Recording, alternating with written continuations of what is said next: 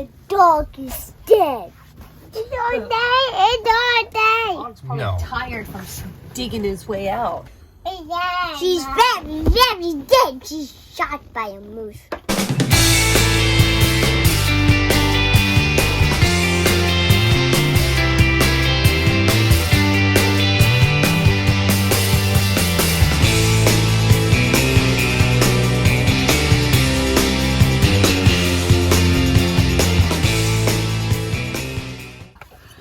Hey, Panda. All right. Last night we went to dinner, and A little bit of a rougher night out. I mean, our kids are generally really well behaved while we're out. They were not being quite as well behaved, but it was also like 7 o'clock at night. We hadn't eaten. yeah, Tie up. I'm gonna cut it up. we were just on them a little bit more to get them to be quiet and not disturb the whole restaurant. So we had a couple come over to us after they were done eating. And just tell us how well behaved our kids are and that we were just doing a good job. They said that they had 10 kids. They were a mixed family, so they had 6. One of them had 6 kids, one of them 4 kids. They got married and had 10 kids, and they understood how hard it is to go out to eat with lots of kids, especially littles that are so loud. And it was really made us feel good in our hearts that, you know, even when we're having a rough night, that our kids' behavior is pretty good and it's showing. Better than it is right at this moment. Better than it is at home. Where Go they're watch attacking Ponyo. each other. Go watch Ponyo. Well, then can you go start Ponyo? Where is Ponyo? It's in the DVD player. Just Just press push play. play. What is the play button? Push a button in the middle. A middle button. I don't know what that means. Look it over on the machine. Push the middle button. That's not your drink. As water. Can you go watch Ponyo? Yeah, sister's putting it on. Go watch Ponyo. So, we were out to dinner. The kids were not the worst, but they've been on better behavior. And this couple comes over and says, "We had 10 kids and you guys are doing so great and we just love it," etc., etc. And It was encouraging. It was very encouraging because, you know, those nights when you're like, parent fail and you're tired and you know your kids should have eaten like 2 hours earlier. And, well, anyways, so we got done. We ate our dinner. We got all done and we were kind of like, isn't the waiter bringing our check? And finally he comes over and he's, you know, asks us how it was and everything. And he says, yeah, that couple sitting right there paid for your dinner. We were blown away. Like, our dinners are not cheap, ever. Paying for 8 people to eat is not cheap. And especially at kind of a nicer Mexican restaurant, not cheap. They paid for our entire family's meal.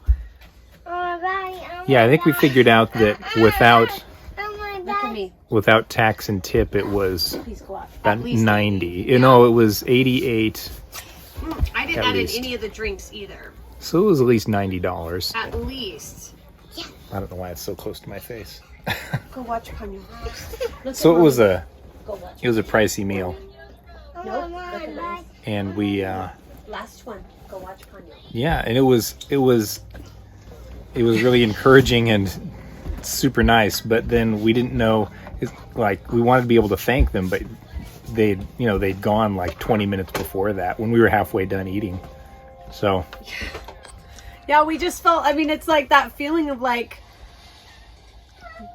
we're blown away and then we can't, like, we don't even have anybody to thank, but there is so much like gratefulness in our hearts. I mean, you're living in a trailer when we, you know, trying to sell the house and all that fell through. It's not super cheap to live in a trailer because it's not convenient to go to Costco and buy lots of food to have on hand. It's not convenient to cook. So it's like way easier to like just go out and buy a meal, and just it's a little more expensive living in the trailer with all of us. And it was just a huge blessing that we did not expect. I mean, like, who does that? Who pays for a family of 8 at a restaurant that you don't know. So yeah, it was really awesome. It was really awesome. So I think we have 7 subscribers, and I bet they're probably one of them, since they seem to be big fans of us. So when you watch this video, random couple, thank you for paying for our dinner. Yes, thank you. 2 pickles. I'm gonna put 2 more in here at least. I think a 3rd one. So the other thing you need to share with us is how you make tuna, Oh my gosh. because it is different than how some people make tuna, but it's delicious. Tuna should be equal parts cheese, pickles, and tuna. With just a tiny bit of mayonnaise, because you can't do it with anything else. I've tried. I'm not a big mayonnaise fan, but you can't make it with mustard. It just does not taste right. And you can't do it without, because then it's super dry. And that's 4 cans of tuna. 4 cans of tuna. You use at least 4 pickles. I usually use 1 extra. And then, like, I use, like, I don't know, what do those blocks come in? 2 pounds? The big Tillamook ones that are like this big? Yeah. I use like half of one of those. I want one. It's a lot. I want one. But nobody wants to taste fish. So I do. it's just about eating fish, but while you're eating cheese. And I pickles. don't want to eat fish. And the other trick is getting the panda bear to not eat your cheese and pickles Stop eating before my you have it mixed up. Because panda bears eat cheese and Look at pickles. Dad. You tell Dad that. What did you eat, buddy? A pickle. A pickle. A pickle. And Mommy said, no pickles. Woodland, no pickles. Okay, now go watch Ponyo. I gotta find something other than tissues to wipe up the Oh, pickle juice. He got more. So the mayonnaise has been added.